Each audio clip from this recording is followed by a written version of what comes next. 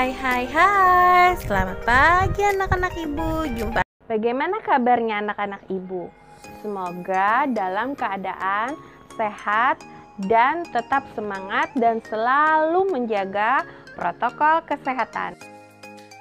Hari ini kita akan membahas tentang materi hantaran listrik. Mari kita simak video pembelajaran berikut ini. Assalamualaikum warahmatullahi wabarakatuh. Jumpa lagi dalam pembelajaran IPA, masih di bab 5 tentang listrik dinamis. Pada hari ini kita akan membahas tentang hantaran listrik, yaitu minggu lalu kita sudah membahas tentang kuat arus listrik pada pertemuan sebelumnya. Bagaimana anak-anak ibu? Apakah sudah bisa memahami rumus yang sudah ibu jabarkan pada materi sebelumnya? Nah, hari ini kita akan membahas tentang hantaran listrik. Apa itu hantaran listrik? Nah, suatu aliran listrik bisa mengalir dan bisa menyalakan sebuah lampu itu karena adanya hantaran listrik. Oke. Ibu ulang lagi, kuat arus listrik adalah banyaknya aliran listrik per satuan waktu, di mana salah satu satuan SI dalam kuat arus listrik adalah ampere, dinyatakan dalam bentuk A besar, dan alat untuk mengukur kuat arus listrik adalah ampere meter.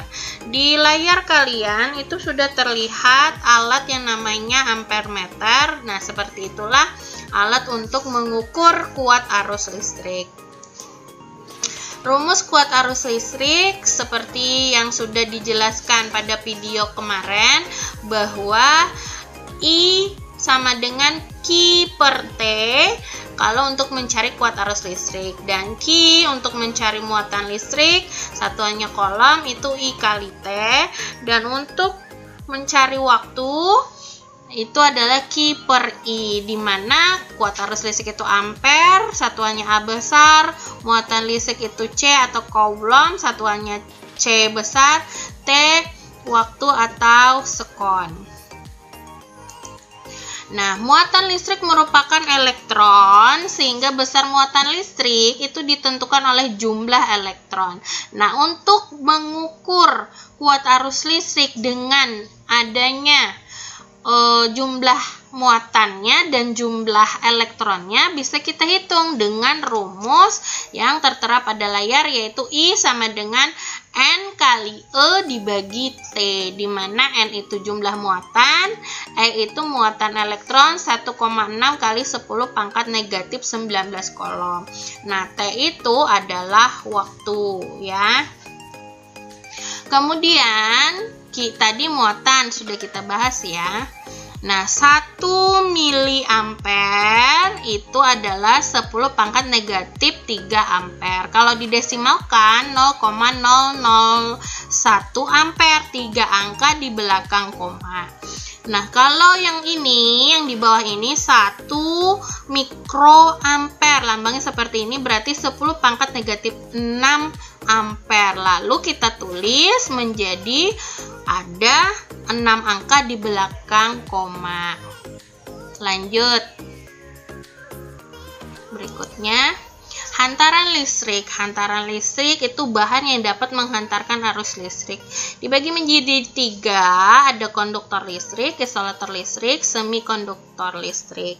Nah, kalau konduktor listrik adalah benda yang dapat menghantarkan listrik dengan baik. Nah, contoh konduktor itu ada tembaga, besi, aluminium, kuningan, emas, baja, raksa, dan perak.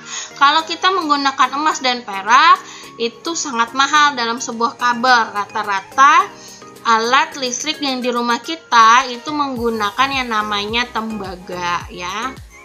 Kemudian karbon ini bisa bersifat sebagai semikonduktor. Oke, lanjut. Hantaran listrik berikut adalah isolator listrik. Adalah benda yang tidak baik untuk menghantarkan listrik. Di sini ada macam-macam sudah ibu cantumkan. Ada gelas, ada plastik, ada keramik, karet, kayu, kain, wol, kertas, ya, dan gabus.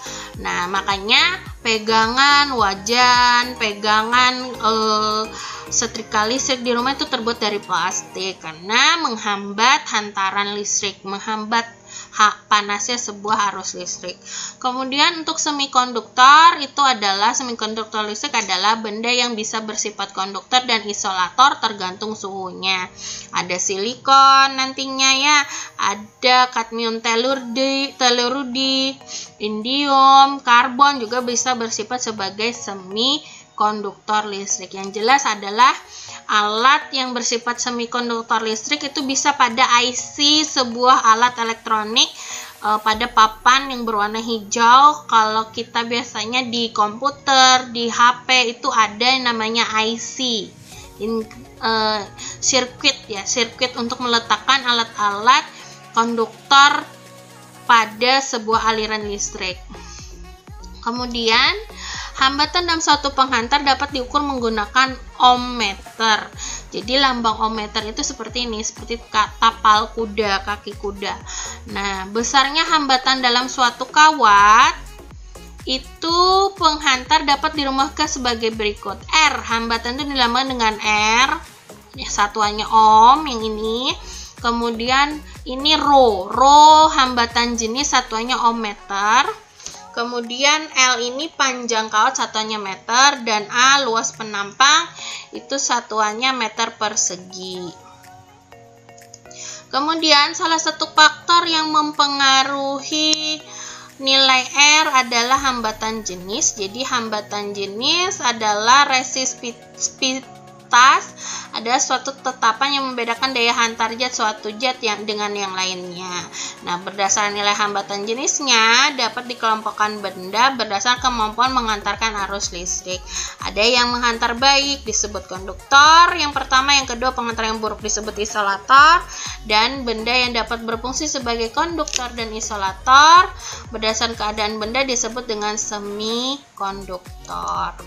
Mari kita lanjut ke contoh soal, perhatikan dengan baik agar bisa menjawab nantinya. Terima kasih, tetap kamu perhatikan ya. 1,68 kali 10 pangkat min 8 ohmmeter.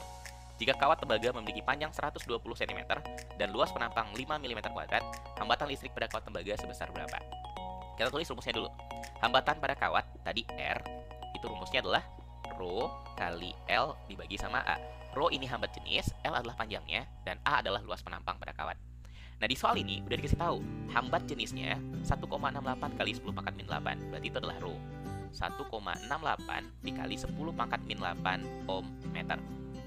Terus, kawat tembaga memiliki panjang, berarti itu adalah L. L-nya sama dengan 120 cm. Tadi, panjangnya satuannya adalah meter. Ini satuannya senti, maka kita ubah. 1 meter itu nilainya sama dengan 100 cm. Oke, kalau kita balik 1 cm itu nilainya sama dengan 1/100 meter. Oke, kita bagi 100 kalau kita mengubah dari senti ke meter. Berarti 120 cm sama dengan 120/100 meter. Maka nilainya sama dengan 1,2 meter. Oke, ketika dibagi 100 tinggal dikasih koma, 2 angka belakang koma, 1, 2. Oke, 1,20 meter atau 1,2 meter saja. Terus kemudian ada luas penampang A, 5 mm². Satuan luas penampang itu harus meter kuadrat. Ini 5 mm², maka kita jadikan ini meter kuadrat. Gimana cara ngubahnya? 1 mm saja, kalau nggak pakai kuadrat, itu nilainya sama dengan 10 pangkat min 3 meter. Oke, ingat ini, mili artinya min 3, 10 pangkat min 3. Kalau dikuadratkan, 1 mm², maka yang 10 min 3 ini juga kita kuadratkan. 10 pangkat min 3, kalau dikuadratkan, maka nanti akan menjadi 10 pangkat min 6. Ingat, kalau kita punya bilang berpangkat, dipangkatkan lagi, pangkatnya dikali, min 3 kali 2, jadi min 6. Berarti 5 mm² sama dengan 5 kali 10 pangkat min 6 meter kuadrat. Nilai Rho, nilai L, nilai A nya udah ada, maka tinggal kita masukkan angkanya. Rho berapa? 1,68 kali 10 pangkat min 8 dikali L nya berapa? 1,2 dibagi 5 kali 10 pangkat min 6. Oke, coba dihitung. Berapa nanti hasilnya? 1,68 dikali 1,2 dibagi 5. Kalau ini kita kalikan, nanti kita akan dapat nilainya adalah 0,4032 dikali 10 pangkat. Nah, 10 pangkat min 8 kalau dibagi 10 pangkat min 6, ingat kalau bilang per pangkat dibagi, pangkatnya kita kurangkan. Min 8 kurangi min 6, maka sisanya nanti adalah min 2. 0,4032 dikali 10 pangkat min 2. Maka jawabannya adalah C. Maka kewajiban kalian adalah mengerjakan tugas latihan yang nantinya akan Ibu bagi link live worksheet-nya pada grup WhatsApp kalian dan upload caranya di Google Classroom. Ingat, kalian harus disiplin dalam mengerjakan tugas kalian. Usaha tidak mengkhianati hasil. Sampai jumpa. Terima kasih. Assalamualaikum warahmatullahi wabarakatuh.